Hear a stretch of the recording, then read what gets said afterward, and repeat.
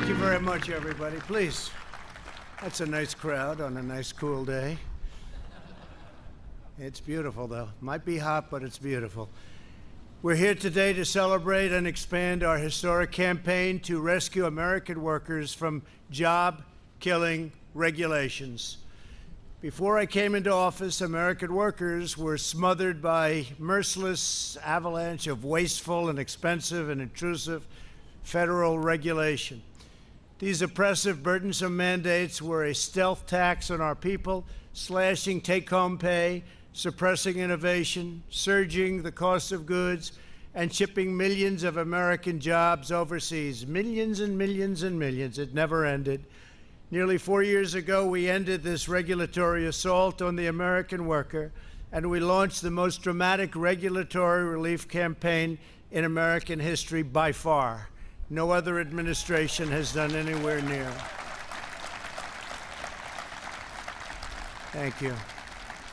At the heart of this effort was a revolutionary promise. For every one new regulation issued, we pledged that 2 federal regulations would be permanently removed.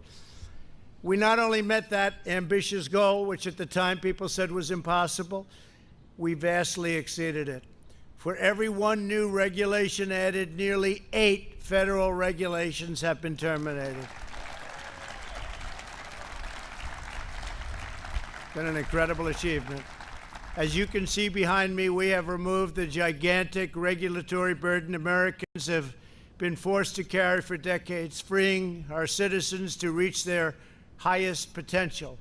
Our historic regulatory relief is providing the average American household an extra $3,100 every single year, and we're going up from that number. We're going up from that number. Think of that. $3,100 per household. Joining us today is Vice President Mike Pence. Thank you, Mike. Commerce Secretary Wilbur Ross. Wilbur, thank you very much. Labor Secretary Eugene Scalia. Thank you. Thank you, Eugene. Health and Human Services Secretary Alex Azar. Thank you, Alex. Transportation Secretary Elaine Chao. Thank you, Elaine. We had a great day in Georgia yesterday, cutting regulations like nobody's ever seen before. EPA Administrator Andrew Wheeler. Thank you, Andrew. Thank you very much. OMB Acting Director Russ Vogt. Thank you, Russ. And Small Business Administrator, I love her name, Jovita Carranza. Jovita, thank you. Thank you. And CMS Administrator Seema Verma. Thank you, Seema. Great people. Those are great people. They're doing an incredible job. I also want to thank the many state and local tribal leaders who join us in this great cause. Thank you very much, and thank you for being here. We appreciate it. Thank you all very much. What we have achieved together is truly without precedent. Never happened before. The previous administration added over 16,000 pages of heavy-handed regulations to the Federal Register. That's why nothing got done. Under my administration, we have removed nearly 25,000 pages of job-destroying regulations, more than any other president by far in the history of our country, whether it was 4 years, 8 years, or in one case, more than 8 years. The prior administration piled up more than 600 major new regulations, a cruel and punishing regulatory burden that cost the average American an additional $2,300 per year. Think of that. The average American, $2,300 regulation, hitting low-income Americans by far the hardest. These regulations also inflicted a steep economic toll on African-American communities. By contrast, our reforms are putting more money into the pockets of hardworking Americans. In addition to saving every family more than $3,000 per year, my administration has just issued another reform that my Council of Economic Advisors estimates will lower the price of new vehicles by more than $2,200 per vehicle, and I think we're going to get that up to $3,500 per vehicle. It's very exciting. And by the way, the vehicles will be better, they'll be stronger, and they'll be safer. Our regulation cuts are also delivering massive savings on broadband internet services, and some home energy bills will be really historically cut. It's actually amazing. As well as historically low gasoline prices. Gasoline prices, you look today, I think it was $1.99.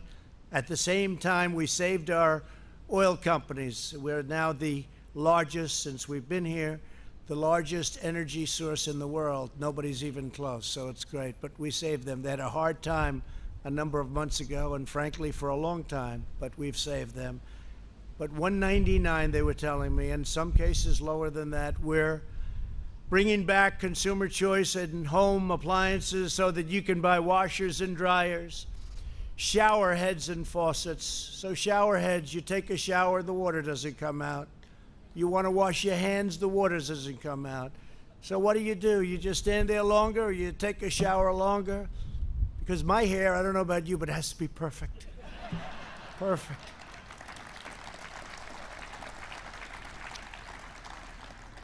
Dishwashers, you didn't have any water, so the people that do the dishes, you press it and it goes again, and you do it again and again. So you might as well give them the water because you'll end up using less water. So we made it so dishwashers now have a lot more water, and in many places, in most places of the country, water is not a problem. They don't know what to do with it. It's called rain. They don't have a problem. And old-fashioned incandescent light bulbs, I brought them back. I brought them back. They have two nice qualities. They're cheaper and they're better. They look better. They make you look so much better. That's important to all of us. But they're better and much cheaper. And they were mandated out, legislated out, and we brought them back, and they're selling like hotcakes. We stopped the egregious abuse of the Clean Water Act, which extreme activists have used to shut down construction projects all across our country. When I signed that legislation, I had many farmers and construction people standing behind me, people that haven't cried since they were a baby, some of them never even when they were a baby, and they were crying. Many people were crying. We gave them back their life. They took away their land. They took away their rights. They took away their life. By reining in EPA overreach, my administration has returned the agency to its core mission of ensuring clean air, clean water, and a truly pristine natural environment. Our air now and our water is as clean as it's been in the last 4 decades. Yesterday, our country achieved yet another groundbreaking milestone by completing a sweeping overhaul of America's badly broken infrastructure approval process. It was totally out of control. Instead of taking up to 20 years to approve a major project, we're cutting the federal permitting timeline, it's already been done, to a maximum of 2 years or less, in some cases even less than 1 year. And it's possible that it won't qualify. It's possible that it won't be good environmentally or safety-wise, in which case, at least in a period of a year or two, we'll raise the hand and you won't make it.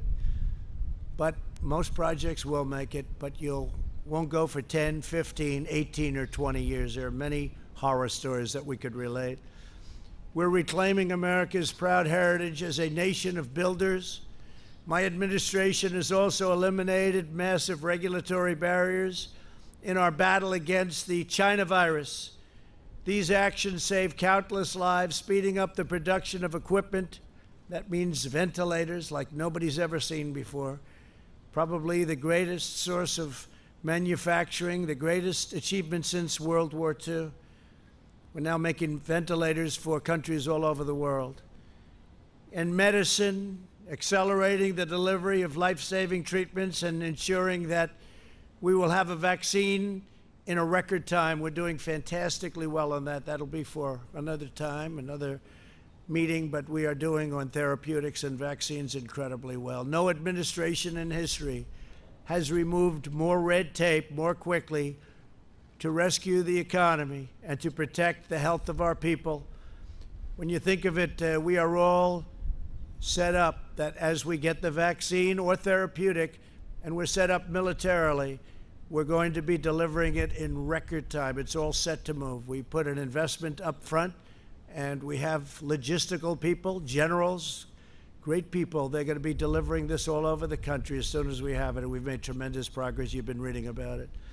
In total, we've taken more than 740 actions to suspend regulations that would have slowed our response to the China virus. This includes lifting restrictions on manufacturers so that our great auto workers could produce more than 100,000 ventilators. So we've done over 100,000 in 100 days. Think of that. And we didn't have ventilators. We weren't set up for ventilators. We became a country that's making a lot of them, helping so many others. Countries that are never going to be in a position to make them. They're complex, they're expensive, they're big, very, very, very tough to do. And we've saved a lot of lives. And there's never been a person in our country, even though we started with almost nothing. I say the cupboard was bare when we took over. We started with nothing. There's never been a person in our country, even though we had just absolutely no, we were going on empty, never been one person that needed a ventilator that didn't get it. Think of that. Not one person. As complex as they are, as big, as expensive, take a long time to get them done. Not one person has ever needed a ventilator that didn't get it. We made telemedicine, thank you. Great job. Great, really a great job. The people here, they get no credit for it. I don't want any credit. They should get the credit, but they get no credit. But we've done a great job helping so many other countries now. We made telemedicine available to all American patients and allowed doctors to work across state lines. I will tell you, the telemedicine is something that's really gone up by thousands and thousands of percentage points of percent, because what happened is people that wouldn't even think of using telemedicine all of a sudden started using it, and it's really turned out to be good. Really, really turned out to be good, and it solved a lot of problems. So that's something, there's been great advancement. Furthermore, I've ordered federal agencies to look for ways to make these health care reforms totally permanent. Vice President Pence is also working closely with state, local, and tribal leaders to streamline occupational licensing. Over 30 states have taken steps to reduce these barriers to unemployment and to employment, and including a state that I love very much. I have a little history in that state, the great state of Alaska. Thank you very much, Governor, for being here. Mike Dunleavy. Mike, thank you very much. In Idaho, Governor Brad Little, who is here today with us as well, set a new record for regulatory relief. Good job, Brad. Good. Good governor. Great governor. Two great governors. The American people know best how to run their own lives. They don't need Washington bureaucrats controlling their every move and micromanaging their every decision. With each regulation we cut, we are not only returning the money and the power to our citizens, we are draining the Washington swamp, and they're not happy about it, I can tell you that. I think you know that. The swamp was deep. I just didn't know how deep. Deeper than I thought. Joining us today are a few of the countless Americans who are personally benefiting from our pro-worker reforms. Joe Cambria owns Cambria Truck Center in New Jersey. Good state, New Jersey, and it's been really something that he's seen firsthand, how our regulation cuts have helped create thousands and thousands of jobs. Joe, please come up and say a few words. Thank you, Joe.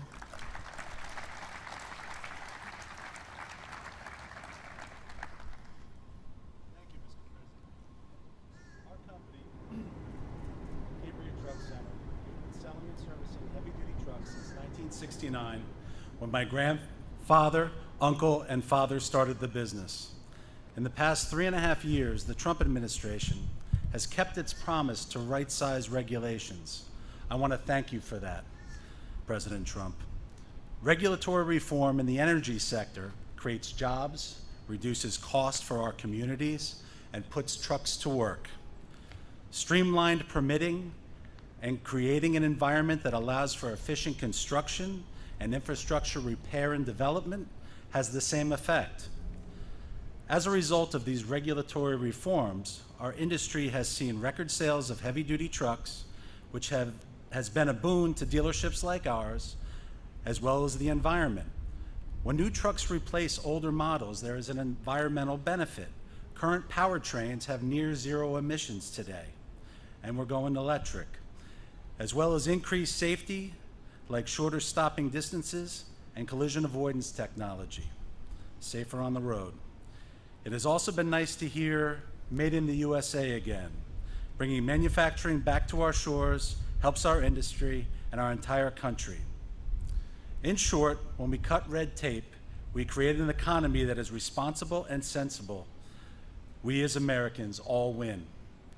Thank you, President Trump. Thank you very much. Thank you. Good job. Good job. That was easy, wasn't it? Huh? Thank you very much. Great job. Dr. Amy Johnson is a nurse practitioner in rural Virginia. Amy, please come up and share with us how important expanded health care and telehealth has been for you and your patients. Thank you. Thank you very much. Thank you, Mr. President. Good afternoon. My name is Dr. Amy Johnson, and I'm from Bedford, Virginia.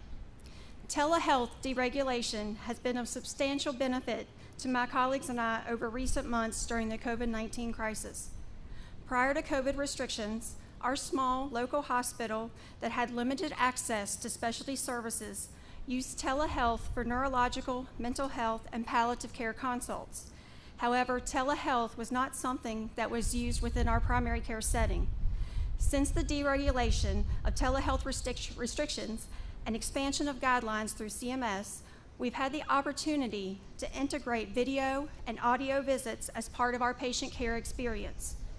During the COVID crisis, there were days when almost all of my visits were done via telehealth. This allowed me to continue to care for my patients, including those that were the most vulnerable, without risking exposure to illness by bringing them into the office setting. Since we've gone back to a more traditional model, we've continued to offer telehealth visits, which are a valuable option for home health and hospice patients, patients with limited mobility, and patients that remain at high risk. As a farm safety specialist, I can see the use of telehealth expanding to offer more services to our farming population and rural Americans, including much-needed mental health services, which are unfortunately very sparse. In addition, access to primary care and to specialty services can be improved in medically underserved areas with deregulation and the use of telehealth services by healthcare providers, increasing the use of preventative healthcare modalities, allowing for more intensive management of patients with chronic diseases, and decreasing healthcare disparities. Thank you, Mr. President. Thank you very much. Great job. Thank you. So that's been a great help to you. Telehealth, it's been an incredible thing. Great job. Thank you very much.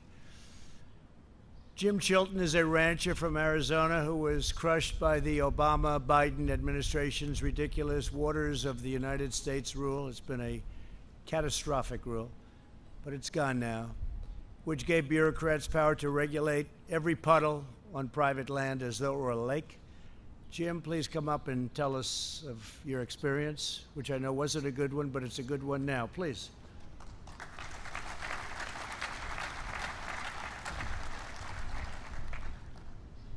I appreciate the invitation, President Trump, to be here.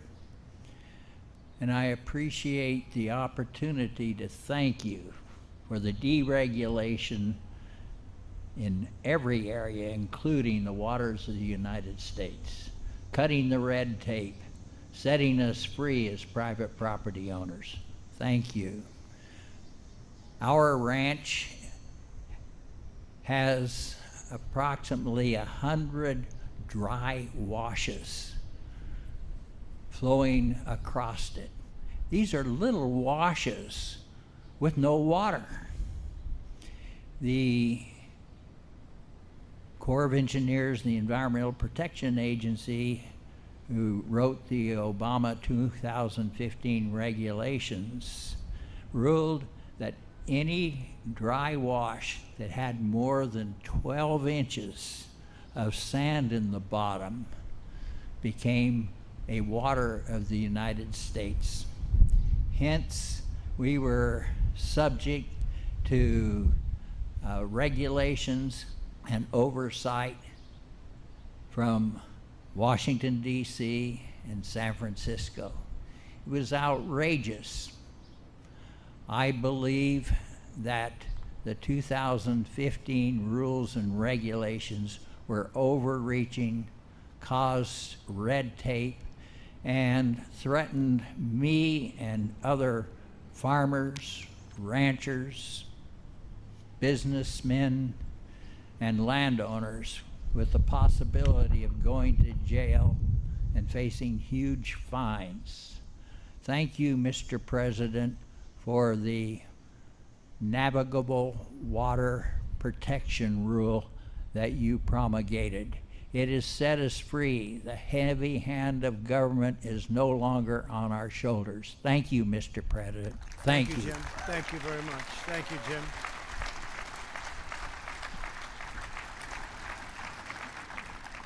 That was my honor, Jim, and thank you very much. It's terrible. It was that you had to suffer so long. They took your property away from you.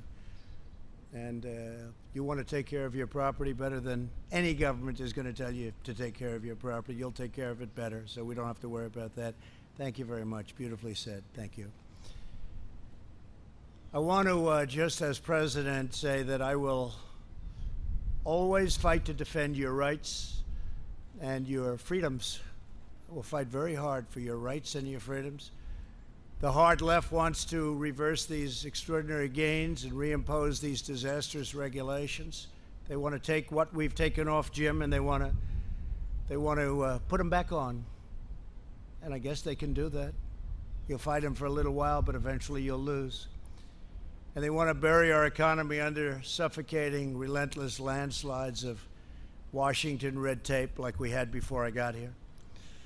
We must never return to the days of soul-crushing regulation that ravaged our cities, devastated our workers, drained our vitality and right out of our people, and thoroughly crippled our nation's prized competitive edge. It's what we have. We have great, great people, the greatest people in the world. Our entire economy and our very way of life are threatened by Biden's plans to transform our nation and subjugate our communities through the blunt force instrument of federal regulation at a level that you haven't even seen yet. You think that was bad? You haven't even seen it yet. They want to go many times what they put you under in the past. Under the unity platform Joe Biden published with socialist Bernie Sanders, they are proposing, and this is all in writing, it's done, they agreed, they are proposing to re-enter the job-killing, unfair Paris Climate Accord, which will cost our country trillions of dollars, trillions and trillions of dollars, and put us in a very, very bad competitive position relative to the world. Not surprising to you, China will be greatly advanced under this ridiculous agreement. So will Russia, so will many other countries. They propose to mandate net zero emissions from all new homes and buildings, skyrocketing the cost of construction and putting the goal of home ownership out of reach for millions, destroying the look of the home, the beauty of the home. I'm somebody that's built many homes, many buildings. If you take a look at this, it doesn't look good. You still have to sell, right? You still have to sell. But they've put it out of reach from a cost standpoint, totally out of reach. It's not practical. It's not good, and it doesn't work. They want to eliminate carbon from the U.S. energy industry, which means abolishing all American oil, clean coal, and natural gas. No coal, no gas, no oil, nothing to fire our massive plants. The result of this federally mandated shutdown would be the wholesale destruction of the entire energy industry and many other industries, the economic evisceration of entire communities, and the unfettered offshoring of millions of our best jobs to foreign countries and foreign polluters. Millions and millions of jobs would go. Thousands and thousands of countries would be at a level that you've never seen. Companies would be disappearing left and right, just like they did with NAFTA, which we terminated for the USMCA, which is another beauty that we've done, not for now, but another great beauty. But thousands of companies, plants, factories would be closed. Under this dismal future, energy would be unaffordable for the vast majority of Americans, and the American dream would be sniffed out so quickly and replaced with a socialist disaster. The Democrats in D.C. have been and want to, at a much higher level, abolish our beautiful and successful suburbs by placing far-left Washington bureaucrats in charge of local zoning decisions. They're absolutely determined to eliminate single-family zoning, destroy the value of houses and communities already built, just as they have in Minneapolis and other locations that you read about today. Your home will go down in value and crime rates will rapidly rise. Joe Biden and his bosses from the radical left want to significantly multiply what they're doing now. And what will be the end result is you will totally destroy the beautiful suburbs. Suburbia will be no longer as we know it. So they want to defund and abolish your police and law enforcement, while at the same time destroying our great suburbs. The suburb destruction will end with us. Next week, I will be discussing the AFFH rule. AFFH rule, a disaster. And our plans to protect the suburbs from being obliterated by Washington Democrats, by people on the far left that want to see the suburbs destroyed, that don't care. People have worked all their lives to get into a community, and now they're going to watch it go to hell. It's not going to happen, not while I'm here. The Biden-Bernie plan would also use the weapon of federal regulation to tie the hands of our police departments by abolishing cash bail. Think of that. Think of that. Bail. No problem. They killed somebody, let them out. Take a look at what's happening. Crime in New York City up 368% from just a short while ago. They got rid of a lot of police, and they're in the process of doing it $1 billion. They probably want to abolish. It's not even believable. When I first heard about it, when you first heard about it, you didn't think it was real. You didn't think it was believable. Just like the Green New Deal. How crazy is that? But they're actually trying to put it into play. It'll mean the end of this country. So by getting rid of bail, they are incentivizing jail and prison closures. They want to get rid of prisons. They don't think anybody should go to prison. Setting loose violent criminals, appointing left-wing social justice prosecutors, like you have in Philadelphia, where people creating and doing the most criminal of acts are let go, in many cases, immediately, and making our wonderful cops, our great, great police, cops, subordinate to distant bureaucrats who have never spent a day in their lives fighting crime. Unlike the socialists, we believe in the rule of the people, not the rule of the unelected bureaucrats that don't know what they're doing. We believe in the dignity of the individual, not the iron grip of the state. Our regulatory reforms are vital, not only to the success of our economy, but the strength of our democracy and the survival of liberty itself. My administration will continue pressing forward until we have made every last vestige of Washington fully, completely, and totally accountable to the citizens of the United States. We are putting our faith in the workers who power our country, the doctors who care for our country, the truckers who sustain our country, and the farmers and ranchers who preserve our country in all of its majestic beauty. The American people are the ones who made our nation great, and together we will make it greater by far than ever before. God bless you, and God bless America. Thank you very much for being with us. Thank you very much. Thank you. Thank you very much. Thank you.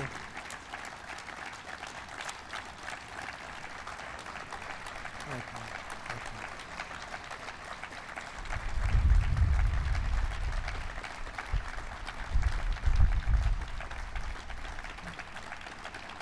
Thank you very much.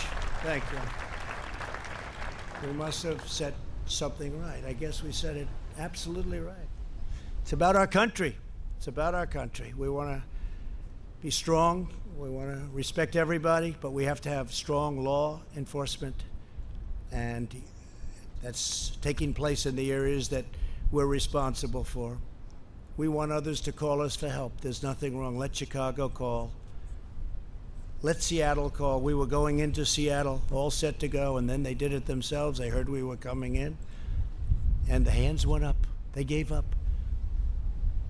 I mean, it's so terrible when you see what's happening. Minneapolis, we said, get the guard in there. 3 nights, get the guard in, get the guard. We got the guard in. The National Guard, they've done a fantastic job. As soon as they showed up, it was like a knife cutting through butter. You saw that, right? After 4 days of horror. It wasn't the police's fault in any of these places. They were told to leave. The police are, generally speaking, they do a great job. They were told to leave, but you saw what happened. Minneapolis, grab your gun and run. That's not what they wanted to do. But the National Guard came in, and we did a great job. No problem after that, do you notice? We just passed a statues and monument executive order, and they were going wild. They see that beautiful, look at it right there, it's so beautiful, the Washington Monument. If they had their choice, they'd take it down, and I guarantee you they'd rename it. They want to rename it. They want George Washington out. They want Thomas Jefferson out. They want Abraham Lincoln out. They want abolitionists out. They don't know what they want. They just want to destroy our country. We're not going to let it happen. We're not letting it happen. So I'd now like to ask Vice President Mike Pence to say a few words. Thank you, Mike. Thank you.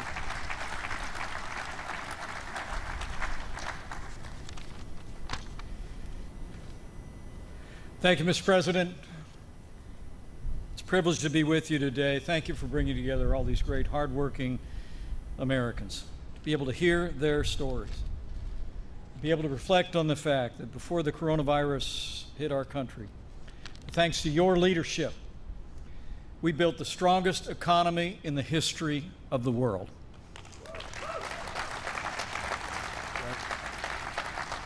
In 3 short years, Mr. President, you kept your promise to the American people. We cut taxes across the board.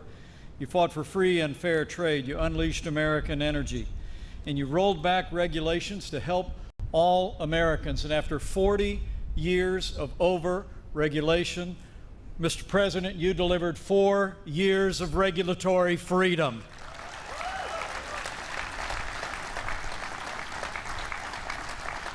And in our first 3 years, the results were extraordinary. Businesses large and small created 7 million new jobs. Wages rose at their fastest pace. In more than 10 years, 2 million Americans were lifted out of poverty, 7 million Americans lifted off of food stamps, and the highest median income in the history of our country. And Mr. President, as you just reflected, a centerpiece of that was lifting red tape off the American people and American free enterprise. I remember those days in the campaign 4 years ago when you promised that for every new regulation, we'd eliminate 2 rules off the Federal Register. But as you just said, Mr. President, for every new regulation put on the books, you actually repealed nearly 8 regulations off of the American people and the American economy. And this president has already signed more bills rolling back federal red tape than any president in American history.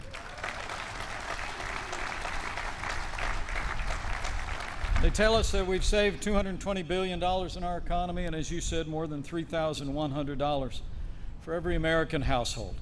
And beyond all of that, the regulatory reform now has America as the largest supplier of oil and natural gas in the world and a net exporter of energy for the first time in 75 years. That's what your deregulation agenda delivered. And today, Mr. President, as we continue to respond to the coronavirus pandemic, at your direction, we're ensuring that our states, our hospitals, and our extraordinary healthcare workers have not only the supplies they need, but the freedom and the flexibility to give every American the same level of care that each one of us would want a family member to have. And as we meet this moment in this pandemic, we're also opening up America again. It's extraordinary to think, Mr. President, at the height of this pandemic, our economy had lost 22 million jobs, but because of the strong foundation that you laid of less taxes and less regulation, in 2 short months, May and June, saw record-breaking job creation. We've already added 7 million jobs back to the American economy, and we're just getting started. This record job growth, Mr. President, is a tribute to the resilience of the American people, strength of their character. It's a resilience to your leadership, to the agenda that you advanced in our first 3 years. But as you said, Mr. President, it's also a tribute to governors across the country who not only supported your agenda, but also in more than 30 states, governors actually delivered on that same agenda of less taxes and less regulation. And while I've been leading the White House Coronavirus Task Force, it's also been my honor, Mr. President, to lead the governor's initiative on regulatory innovation and to work with these extraordinary governors. The truth is, because of your leadership and example, governors across the country have been reducing the burden of regulations at the state level. And that's what's contributed to the strong foundation on which we are standing, and the American recovery has already begun. Fortunately, as you mentioned, we have 2 of those great governors with us today. Now, the first is a governor who in his very first year in office cut or simplified more than 75% of his state's regulations and cut the administrative code by 20%. Would you all join me in welcoming Idaho's great governor, Brad Little, to tell us Idaho's story of deregulation. Thank you, Mr. Vice President. Mr. President, it's a great honor to be here. As the Vice President alluded to, our route to rebound is dependent upon the red truck, not the blue truck. What we did in Idaho, where we had the 3rd lowest unemployment, the 3rd fastest income growth of any of the states, particularly for those at the lower end of the income, was to match up with your regulatory reform and make more opportunities available. Whether it be the spouse of a military veteran that came there that wanted to have their license and their home state transferred, which today I can proudly say takes us 1/2 day to get that done so that those people can be there. Right. Whether it's a small business that wants to break through and remove the regulatory friction that existed there before. But as this economy changes as a result of what's taken place, you have to free up all Americans to have that freedom to create a new opportunity. One of the things that we did that we heard about from the good doctor was telehealth. Between CMS, the department, and what we did in Idaho, we increased telehealth availability in Idaho by 4,000%. Idaho is a rural state. Idaho is a state where accessibility and the cost of health care is always an issue. It's the combination and the teamwork of your administration and what we've done that made that available to where we will rebound in Idaho, and thank you very much, Mr. President. Thank you very much, Brad. Thank you. Thank you, Brad. Thank you, Governor Little. And finally, Mr. President, allow me to introduce a governor who told us in December when you kicked off the governor's initiative on regulatory innovation that in his first year in office, his administration modified or rolled back 239 different regulations in over 100 professions. He is making sure that Alaska is open for business and prospering with less taxes and less regulation. Join me in welcoming Alaska's great governor, Mike Dunleavy.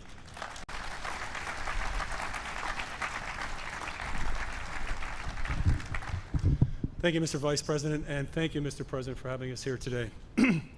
What you've done here for us, for governors, and the people of this great country, and Alaska, we are part of the great country, by the way, Mr. President.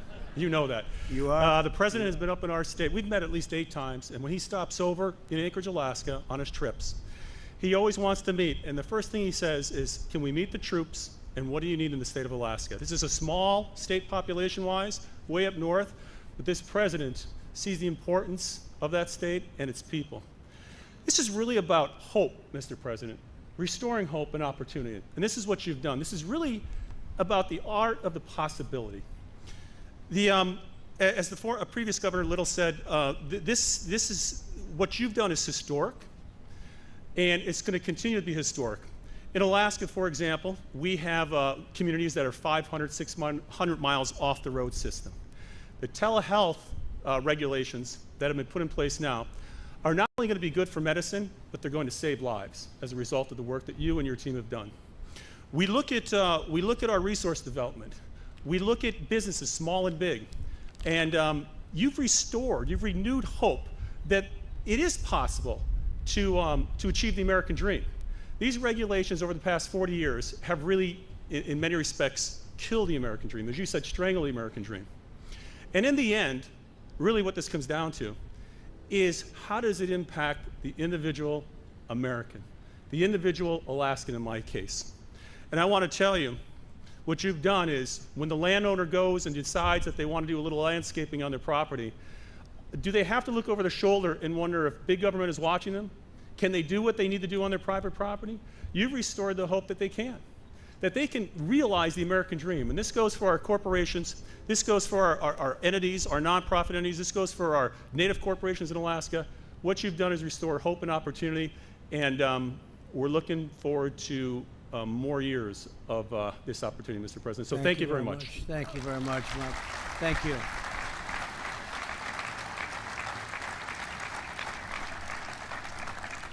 So we have many exciting things that we'll be announcing over the next 8 weeks, I would say. Things that nobody has even contemplated, thought about, thought possible, and things that we're going to get done, and we have gotten done. We've started in most cases, but it's going to be a very exciting 8 weeks. 8 weeks, like I think, Mike, we can honestly say nobody's ever going to see 8 weeks like we're going to have. Because we really have. We're taking on immigration, taking on education. We're taking on so many aspects of things that people were hopelessly tied up in knots in Congress. They've been working on some of these things for 25, 30 years. Wasn't happening. But you'll see levels of detail, and you'll see levels of thought that a lot of people believed very strongly we didn't have in this country. We're going to get things done. We're going to get things done that they've wanted to see done for a long, long time. So I think we'll start sometime on Tuesday. We'll be discussing our one plan on suburbia, but that's one of many, many different plans. Then we're going into the immigration, the world of immigration, the world of education. We're going into the world of healthcare. Very complete health care, and we have a lot of very exciting things to discuss. But cutting of regulation has been really something that I felt we could do, and we could do fairly easily. Nothing's easy in this country. We had statutory requirements where we'd do phase 1 and then we'd have to wait 90 days. We'd do phase 2 and we'd have to wait 60 days. We'd do phase 3 and we said, let's do phase 4. Sir, I'm sorry, you have to wait 1 year. But we were able to do things that nobody has ever been able to do, or even close, on deregulation. And these trucks, this really is a great little example. I don't know who thought of this idea, but it's actually quite simple and quite good. Is that Brooke? Quite simple and quite good. I don't love having that big sucker hanging over my head. I want to get out of here as fast as possible. But I do want to thank you all. Incredible people. You've done an incredible job. And to the speakers, please, thank you very much. Great job. Thank you very much. Thank you, everybody. Thank you. Thank you. Thank you, Brett.